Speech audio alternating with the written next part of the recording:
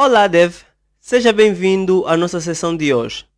De certo que notaste que nós estamos em ambiente diferente. Acontece que as aulas anteriores foram tratadas num ambiente e que, por questão de termos um curso mais rentável, no sentido de otimizarmos o tempo em que as aulas são lançadas, decidimos passar a gravar num estúdio mais próximo. Neste sentido, nós agradecíamos que você não prestasse muita atenção na diferença do ambiente, tá? Mas que você se preocupasse sim com os conteúdos que nós iremos apresentar. É para dizer que nós voltamos no sentido de fecharmos o curso de lógica de programação e logo de seguida continuamos com outros cursos já neste ambiente aqui. Então, aguardo você para a aula e até já. Seja bem-vindo à aula 14, a aula onde nós iremos falar sobre vetores. Não se esqueça que para a aula correr lindamente, não deves esquecer de colocar aquele like na aula de hoje e recomendar essa aula para todos os teus colegas ou teus amigos ou teus irmãos que tenham dúvidas sobre vetores, porque nós vamos aqui hoje abrir todas as cubas e deixar clara de uma vez por todas o que são realmente vetores.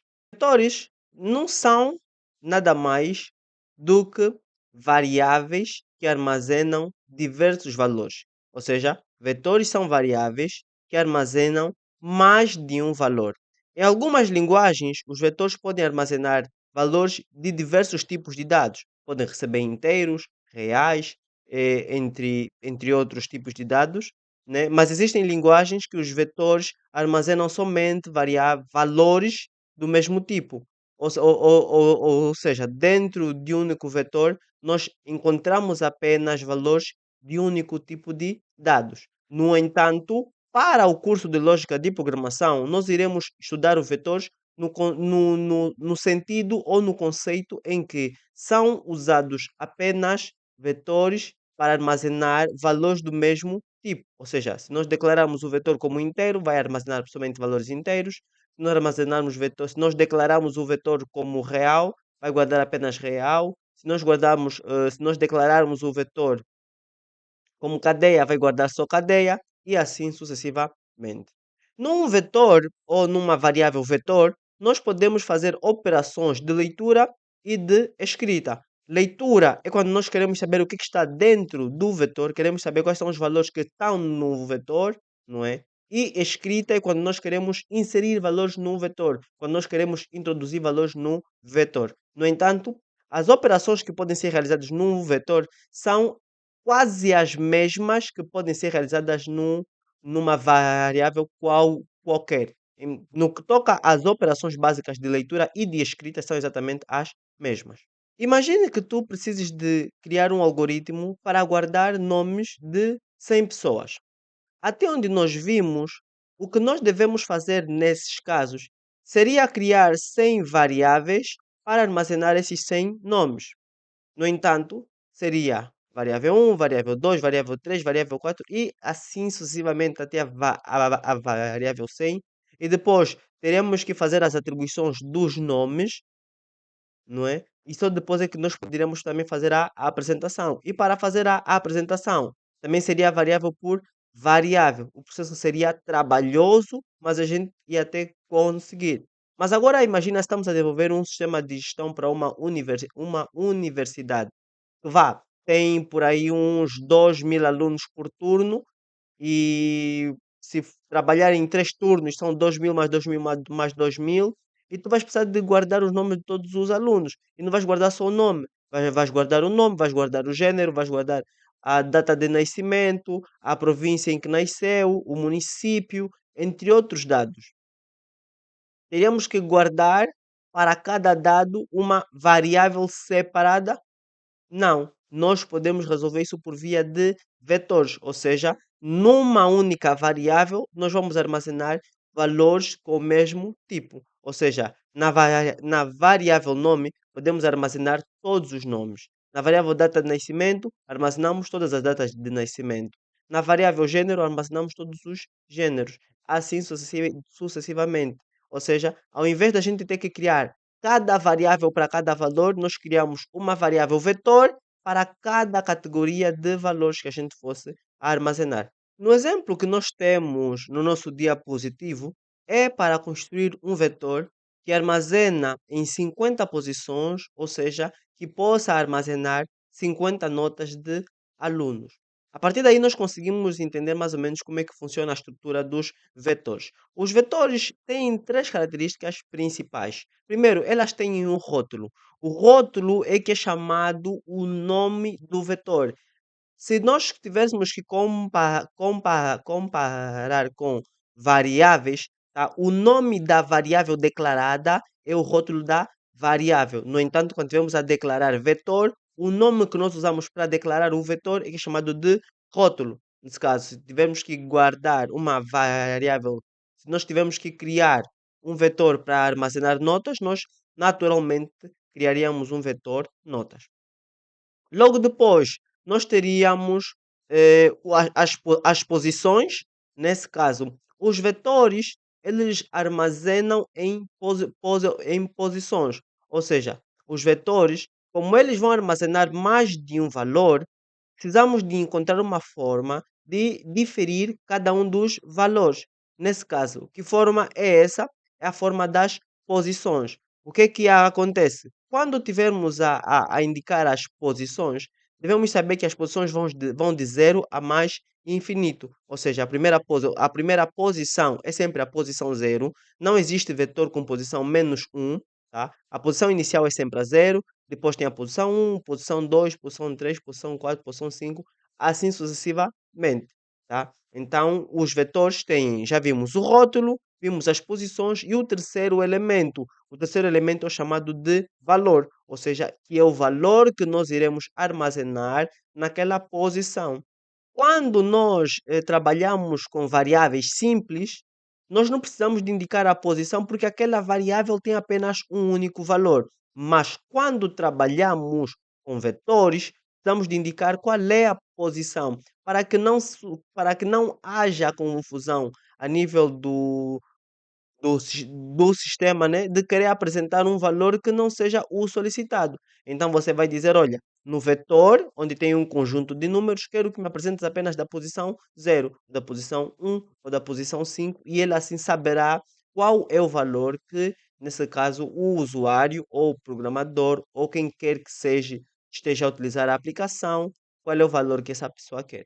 Para declararmos um vetor é extremamente simples, tão simples quanto colocar o like que você vai deixar agora, tá? Não esquece de deixar o like porque é muito importante para nós. Para declararmos um vetor, nós precisamos de três elementos. O primeiro elemento que nós precisamos é o tipo de dados, ou seja, precisamos de indicar qual é o tipo de dados que aquele vetor irá armazenar. Precisamos de dizer qual é o tipo de dado, quais são os dados. Vai trabalhar com números, vai trabalhar com nomes, vai trabalhar com cadeias, vai trabalhar com letras, vai trabalhar com números reais, números inteiros. Temos que dizer qual é o tipo de dado. Depois é o nome do vetor, que também é chamado de rótulo. Precisamos de dizer qual é o rótulo pelo qual nós iremos chamar. E no final, nós temos o tamanho do vetor. Em relação ao tamanho do vetor, é importante, que você entenda uma coisa. As posições dos vetores devem sempre começar de zero. A posição do vetor começa sempre de zero. No entanto, quando eu quiser um vetor de três posições, eu dizer, olha, quero um vetor de três posições. A primeira posição será a posição 0, a segunda posição será a posição 1 e a terceira posição será a posição 2. Ficou confuso? Eu vou explicar de novo. Como a primeira posição é a posição 0, a segunda posição é a posição 1 e a terceira posição é a posição 2, dá-nos a impressão de que está a faltar algum valor. Na verdade, não está. Quando dizemos que nós queremos um vetor com três posições, a primeira posição sendo 0, a última posição sempre será o 3 menos 1. Tá? Então, a primeira posição vai ser 0, a segunda 1 e a terceira 2. No entanto, se eu quiser um vetor de 5 posições, a primeira posição vai ser 0, a segunda 1, a terceira 2, a quarta 3 e a quinta 4. Ou seja, sempre que eu quiser um vetor de 5 posições, a primeira posição vai ser a posição 0 e a última posição vai ser a 5 menos 1. Quando temos o tamanho do vetor, as posições vão ser sempre de 0 a tamanho menos 1. A última posição é sempre a posição tamanho menos 1. Desta maneira, facilmente conseguimos entender que se eu quiser um vetor de 90 posições, a primeira posição vai ser a 0 e a última posição válida será a 89, tá? Porque é 90 menos 1. Se eu quiser um vetor de 70 posições, a primeira vai ser 0 e a segunda vai ser 69. Se eu quiser um vetor de 41 posições, a primeira posição vai ser 0 e a última vai ser 40. Por quê? Porque sempre o tamanho do vetor menos 1 é a última posição. Então, é dessa forma que está composto o processo de declaração de um vetor. No que toca às operações, nós aqui vamos ver como é que é feito o processo de armazenamento de valores, ou seja, quando nós queremos escrever. Primeiro, nós precisamos de declarar o nosso vetor. Para declararmos o nosso vetor, tal como vimos, é feita dessa forma aqui, tá? Nós primeiro temos que indicar qual é o tipo de dados, e estamos a ver aqui que o tipo de dados é inteiro para esse caso, não é? E dizemos depois qual é o rótulo. O nosso rótulo aqui é vetor 1, que é o nome do vetor, não é? E entre parênteses retos nós indicamos qual é a posição, ou seja, indicamos qual é o tamanho do vetor, tá? Nesse caso o nosso tamanho é 5. Sendo o nosso vetor de tamanho 5, a primeira posição vai ser quanto? Deixa nos comentários, tá? Antes de seguir, deixa nos comentários já agora, que eu daqui a nada vou dizer, tá? E a última posição vai ser quanto?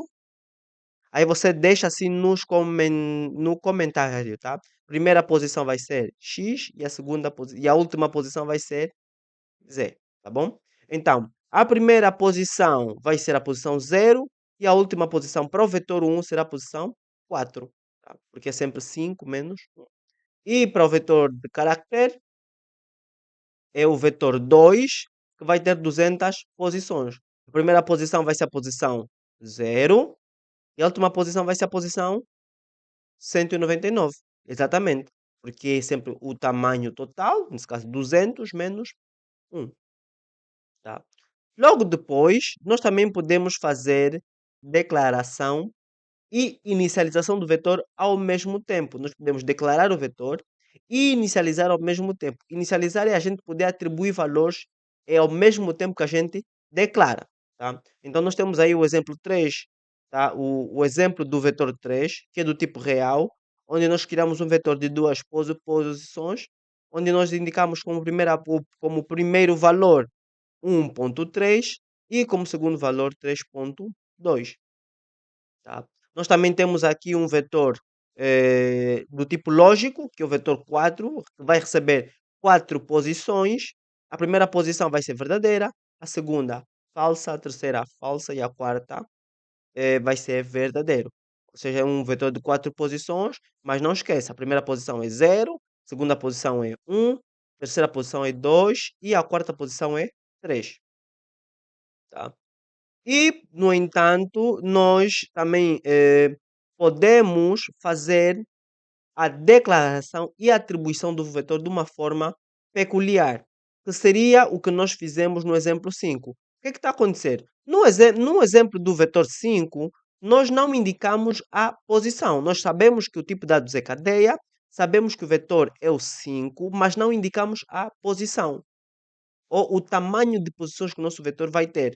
Por quê? O que é que acontece? Como é que isso funciona? Quando nós não indicamos o tamanho do vetor, mas nós atribuímos os valores, o que é que vai acontecer? Automaticamente o aplicativo, nesse caso o aplicativo que a gente está a usar para fazer a interpretação do código, ou se for um IDE, quando você estiver a programar com uma linguagem, ele já entenderá que o tamanho do vetor é igual ao tamanho de valores que ele está a receber por via das atribuições. Ou seja, como ele vai receber duas frases, há uma frase e há duas frases, nesse caso, as duas frases, nesse caso, a primeira frase, essa frase e essa frase, serão contabilizadas. Essa aqui será a posição 0 e essa aqui será a posição 1. Tenho posição 0, posição 1. Qual é o tamanho desse vetor? 2. Então, o vetor 5 receberá, nesse caso, dois valores. Para o processo de atribuição de valores num vetor, nós também podemos fazer de forma separada. Ou seja, nós podemos atribuir, por exemplo, como nós temos aqui no vetor 1, atribuímos o valor 3 na posição 0. Tá? Podemos atribuir valores na posição específica. Tá? No vetor 2, por exemplo, atribuímos o caractere C maiúsculo na posição 4. Como o nosso vetor 2 ele tem 200 possíveis posições, que vão de 0 a 199, então nós podemos atribuir valores específicos a cada uma das posições. No vetor 5, por exemplo, nós fizemos a atribuição do valor outra frase na posição 0, que vai substituir a frase, uma frase, e também nós temos o vetor 5 na posição 1 recebendo uma nova frase, que ironicamente é a frase nova frase, que vai receber, que vai substituir, nesse caso, eh, o valor que já se encontra lá. Então, nós aqui temos em três partes divididas, uma parte onde só temos a declaração do valor no vetor, né? Ou declaração do vetor, nós temos a declaração e inicialização do vetor, e nós também temos a questão da atribuição dos vetores. Para apresentar valores, nós temos que especificar qual é o valor que nós queremos ver. Como nós vimos, os vetores têm três elementos. Tem os tipos de dados, tem o rótulo ou o nome do vetor e tem as posições. Quando o vetor já está criado para fazer a leitura, nós só vamos usar dois elementos apenas, que são o nome do vetor, ou rótulo, e a posição do valor que nós queremos fazer a leitura. Vejamos, no nosso primeiro exemplo, nós temos um vetor declarado, nesse caso que chama vetor 1, e ele tem dois valores. Se nós queremos saber ou que nós queremos ter o primeiro valor, que é o valor 1.3, como é que deve ser feita a leitura? Pessoal, para fazer a leitura é extremamente simples. Usamos a instrução escreva, nesse caso, que é a instrução que nós vimos no Portugal para fazer a leitura de valores. Tá? Então usamos a função escreva e dentro de parênteses, tal como se nós estivéssemos a tratar com variáveis simples, nós apenas vamos dizer qual é o nome da variável que nós queremos usar. Para o nosso caso específico é a variável vetor. Até aqui é tudo igual ao que nós já temos visto. A diferença que tem nesse caso apresenta-se no momento em que o vetor não tem apenas um único valor, tem mais de um valor. É aí onde nós precisamos de dizer qual é a posição do vetor qual é a posição do vetor que nós queremos ler. Se é a posição 0, posição 1, posição 2, 3, 4, 5, assim sucessivamente. Temos que indicar qual é a posição do vetor que nós queremos ler. Para o nosso caso, como queremos pegar o valor 1.3, a posição é 0. Então, escreva vetor 1 entre parênteses retos 0 e nós temos, portanto, o valor 1.3. Já no exemplo mais abaixo, nós temos o vetor 2 com duas frases, declarado sem indicar qual é a posição do vetor, e temos exatamente a mesma necessidade de apresentarmos, portanto, o que está escrito nessa posição. Então, é o escreva, a função escreva, só que nós aqui apresentamos a concatenação, o processo de concatenação com uma frase constante. Ou seja, a palavra frase dois pontos vai se manter constante e só depois é que nós temos o valor do vetor. É tal como nós trabalhamos com variáveis simples. Nós primeiro indicamos, ou se nós quisermos trabalhar com variáveis simples e concatenações, nós dizemos qual é a frase que nós queremos concatenar ou qual é a palavra que nós queremos concatenar. Vai se manter constante entre vírgulas altas. Depois metemos uma vírgula, que é o sinal de concatenação em Portugal, e logo depois o nome da variável. Só que, como estamos a trabalhar com vetores, precisamos de dizer entre parênteses retos, indicar aí a posição do vetor que nós estamos a fazer a leitura.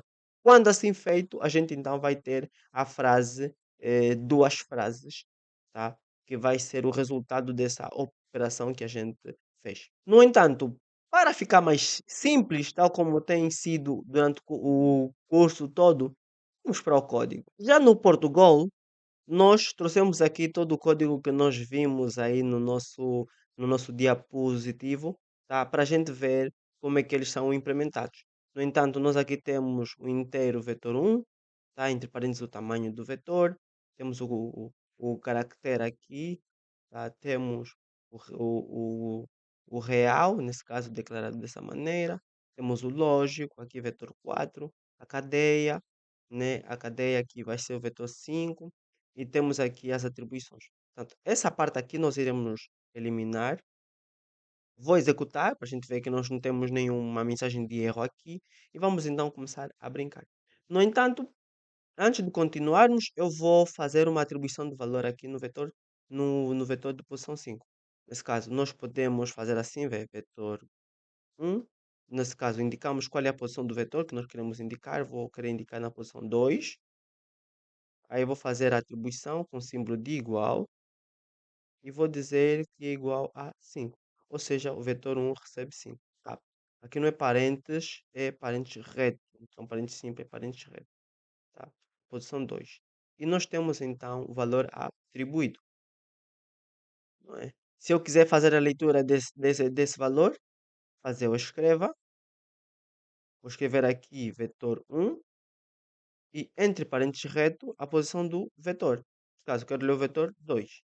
Quando eu executar isso aqui, vejo que nós temos 5. Exatamente o mesmo valor que nós temos aqui. Tá? Da mesma forma que eu tenho, por exemplo, o vetor 3. Vou comentar aqui esse trecho de código. Nós temos no vetor 3.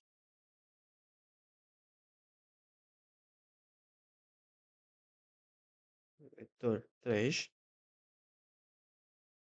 Eu quero ler o valor 1.3. Qual é a posição do 1.3? Aqui é 0, aqui é 1. Se eu quiser ler o valor 1.3, vai ser 0. Aí executo, tenho aqui 1.3. Se eu quisesse ler o valor 3.2, metia o valor 1 e nós temos aqui 3.2. E se por acaso eu meter a posição 2, o que é que vai acontecer? Eu executo aqui e vai me dar esse erro. Vai dizer aqui em cima, olha, ocorreu um erro durante a execução do programa porque você tentou acessar um índice de vetor ou matriz inválido. Ou seja, a posição 2 é uma posição inválida. Ou seja, os vetores e matrizes, nesse caso, mas não te preocupes com matriz, nós iremos falar já daqui a nada. Né? Os vetores, as posições vão apenas de 0 até ao tamanho menos 1. Até o tamanho menos 1. Nesse caso, a última posição válida seria a posição 1. Executando aqui, nós temos isso aqui. Tá? Vou comentar aqui também. Logo de seguida, nós vamos ter aqui no vetor 5, vetor 5. Vou abrir aqui os parênteses reto e eh, vou fazer a leitura desse vetor aqui. Escreva, fazer a leitura aqui na posição 0. Quando eu pedir na posição 0, executar, veio a frase, uma frase. Tá? Que é a frase que está aqui. Nós, como vimos, nós podemos alterar os valores. Eu posso substituir o valor na posição 0. Nesse caso, eu venho aqui, vetor 5. Nesse caso, na posição 0. Agora vai receber a frase nova frase. E vou meter aqui embaixo a função de escreva vetor 5 na posição 0 e, portanto, vou executar. O que eu quero? Eu quero que venha primeiro a nova frase e depois quero que venha uma frase, que é a frase na posição 0 e logo depois que a gente fazer a mudança, apareça a frase vetor 5. Até podemos dizer aqui assim, olha, aqui a frase antiga, aqui depois das vírgulas altas, metemos a vírgula para concatenar, não é? E depois aqui nós teríamos aqui a frase nova, dois pontos, vírgula. Tá, aqui vou meter com letra maiúscula para ficar bonitinho. Aí eu vou executar. E temos aqui, olha, frase antiga, uma frase, frase nova, nova frase. Eu vou dar uma quebra de linha aqui. Temos aqui a frase antiga, uma frase, que é essa frase que está aqui, e a frase nova seria a frase que nós temos aqui. Tá? Espero que não tenha ficado nenhuma dúvida. Se ficou alguma dúvida, deixe nos comentários que nós, sem demoras, nós iremos então procurar satisfazer a sua dúvida, procurar eliminar a sua dúvida, procurar deixar esclarecida a sua dúvida. Agora, vamos imaginar que nós tenhamos um vetor de 10 posições, 9 posições, 50 posições, com seus valores discriminados. E nós queremos apresentar um valor específico. Nós aí, na verdade, já sabemos, só teremos que dizer assim, né? Escreva num e a sua específica posição. Se for a posição 2, temos aqui, executamos, temos o valor menos 5, 0, 1, 2, esse aqui, e assim sucessivamente. Mas agora, se nós quisermos apresentar todos esses valores que estão aqui, como é que a gente faz? Ou se a gente quiser atribuir 9 valores de uma única vez, de forma sequencial, como é que a gente faz? Esse é o exercício que nós iremos fazer agora, no sentido de facilitar quando vocês estiverem a criar um algoritmo um pouco mais complexo, um pouco mais elaborado e que os dados deverão vir diretamente do utilizador. Para isso, pessoal, nós fazemos junção com técnicas que nós já falamos, com estruturas que nós já falamos. Importa dizer aqui que nós podemos trabalhar com os valores do vetor com todos os outros elementos que nós vimos, incluindo estruturas de repetição e estruturas de condição. Nesse caso, como nós queremos fazer a leitura de todos os valores que estão no nosso vetor, nós precisamos de saber se o nosso vetor são de quantas posições. Nesse caso, nós conseguimos facilmente ver aqui que o nosso vetor são de 9 posições. Se já sabemos que o nosso vetor são de 9 posições, primeira posição é a posição 0, depois é a posição 1, depois é a posição 2, a posição 3, assim sucessivamente. Você consegue facilmente ver que o salto de uma posição para outra é de um valor. Nesse caso, de 0 para 1 é mais 1, de 1 para 2 é mais 1, 2 para 3 é mais 1, 3 para 4 é mais 1. Ou seja, nós temos uma estrutura, né, que os valores são sempre positivos, ou seja, as posições são sempre positivos e o salto é sempre de 1. A estrutura de repetição que mais facilmente nos possibilita fazer essa determinada contagem, qual podia ser? Imagine, nós temos duas estruturas de repetição onde a característica é que a contagem tenha que ser infinita, mas nós temos um cuja contagem é finita, ou seja, a contagem é determinada pela quantidade de vezes que ele vai se repetir. Essa estrutura é a estrutura para, exatamente. Então nós podemos usar a estrutura para podermos fazer a contagem ou a recessão de todos os valores que nós temos aqui. Como é que seria isso? Muito simples. Primeiro, estrutura para. A estrutura para portanto, é auxiliada por três elementos. Primeiro, a declaração e atribuição. Temos aqui inteiro a variável controladora, que começa de zero. Esse zero que está aqui também portanto, entendida como a primeira posição que nós vamos fazer a leitura. Ou seja, a nossa posição primeira é a posição zero. Logo depois, nós temos a condição, que é a condição que determina quando é que o ciclo deverá parar. Aqui, normalmente, o contador o contador vai executar até ser um valor menor que 9, até o último valor menor que 9. Né? Para esse caso, mas se tivesse, por exemplo, 10 aqui, a última posição válida seria a posição 9, mas aqui nós iremos, por exemplo, meter 10. Para o nosso caso, aqui é 9. Aqui é 9. Se fosse 10, 10, aqui seria 10. Aqui é 10. Se fosse um vetor de 15 posições, aqui seria 15. Aqui também seria 15. Por quê? Porque aqui a última posição válida será a posição final menos 1. E aqui também a posição válida será a posição final menos 1. Tá? Espero que tenha ficado claro. E aqui nós temos o passo. Daqui para aqui é um, daqui para aqui é um, daqui para aqui é um, daqui para aqui é um, então daqui para aqui é um também.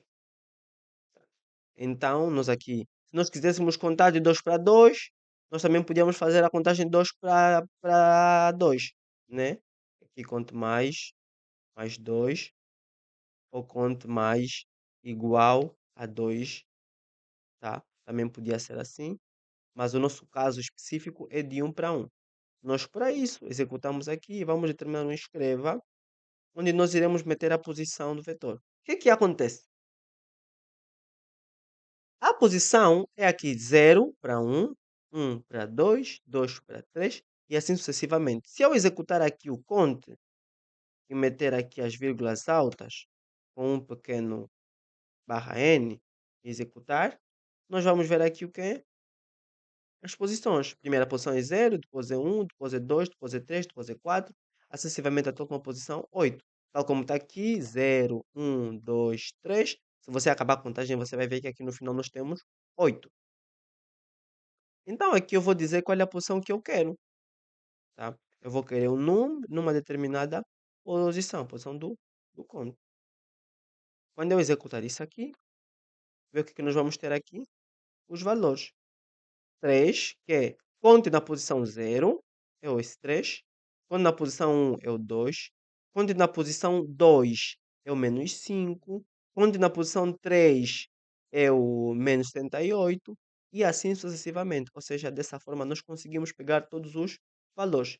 E se nós quisermos fazer a atribuição desses valores, de todos os valores, supondo que nós não atribuímos aqui nenhum, também podemos fazer usando o ciclo para, inteiro conte recebe 0, conte menor do que 9, conte mais, e aqui dentro, naturalmente, vamos fazer a atribuição. Escreva, aqui para deixar uma informaçãozinha, estamos a receber o quê? Digite o valor na posição. Eu aqui prefiro sempre meter aqui entre parênteses e dizer qual é a posição que eu estou a trabalhar. Meto aqui vírgula, meto aqui conta, tá? Ponto, dois pontos. E logo aqui abaixo eu vou, portanto, dizer assim, leia o valor num na posição do contador, tá? Num na posição do contador. Quando eu for executar, na posição 0 vai ser 3 menos 5, né? Estou a atribuir aqui valores aleatórios, tá? E nós temos aqui os valores representados.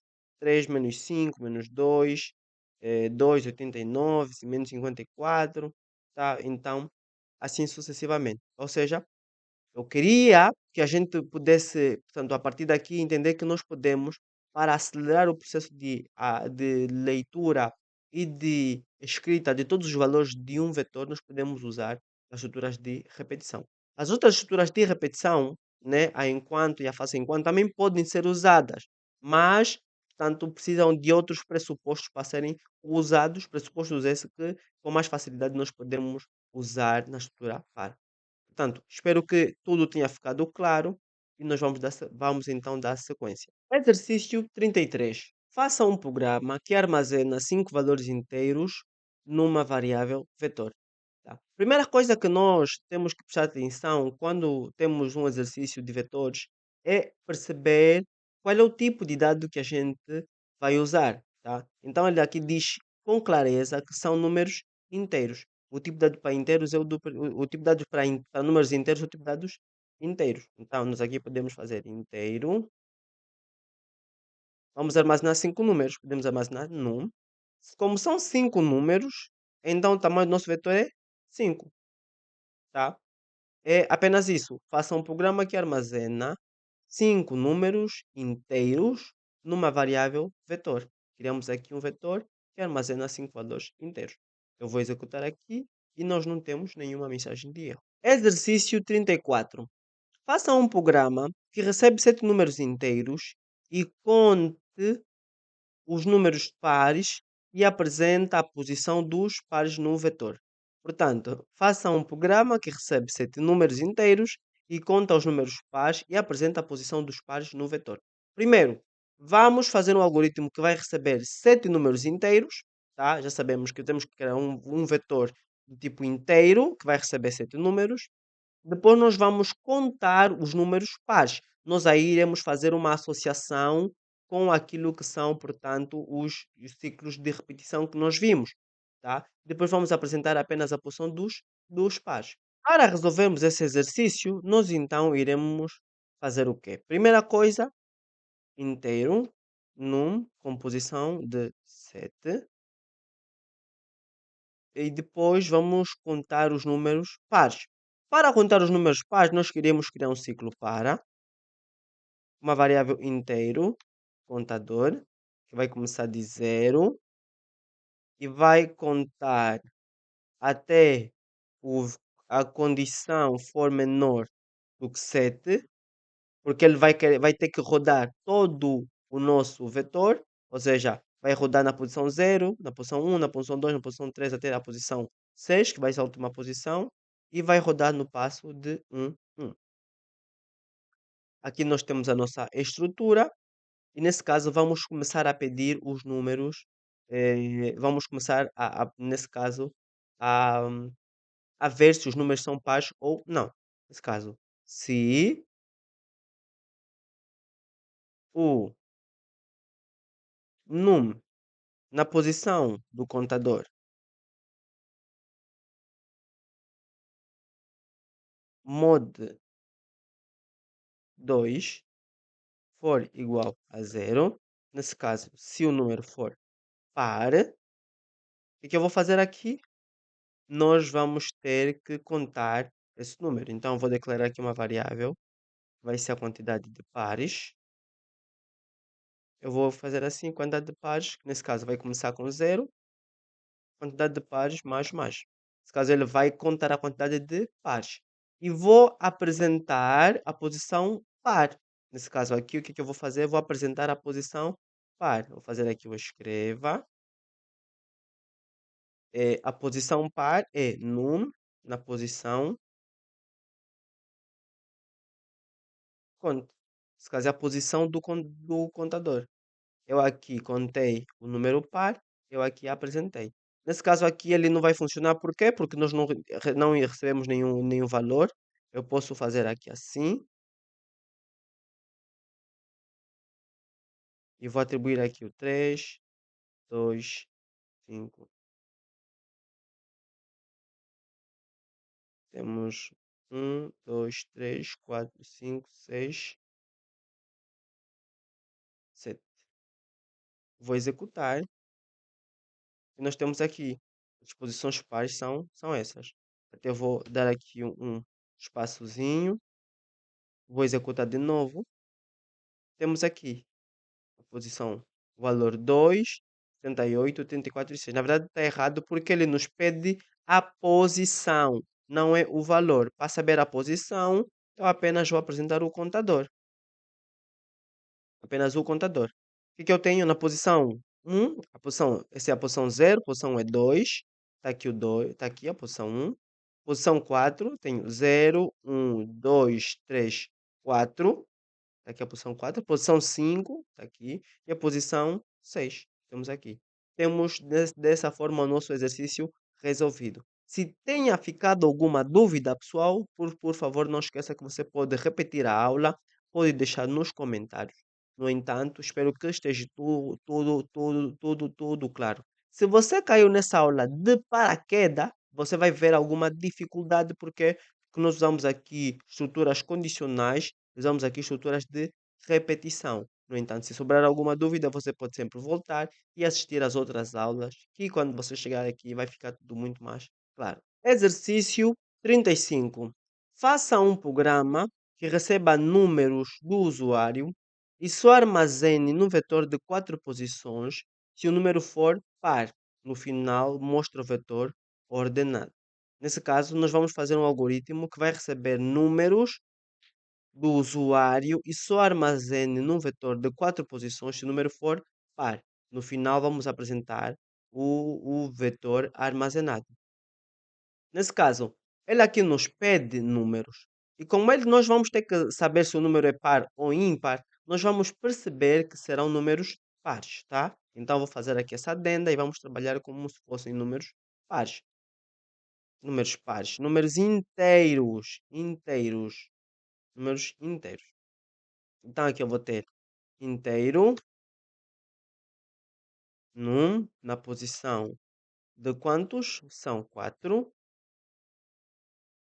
Serão 4 valores. E vamos pedir que eles leiam do usuário. Do usuário. Vamos então receber aqui do usuário.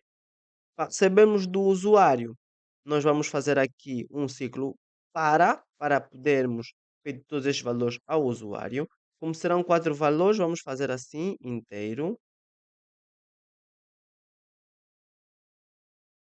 fonte, começar com 0, que é a primeira posição.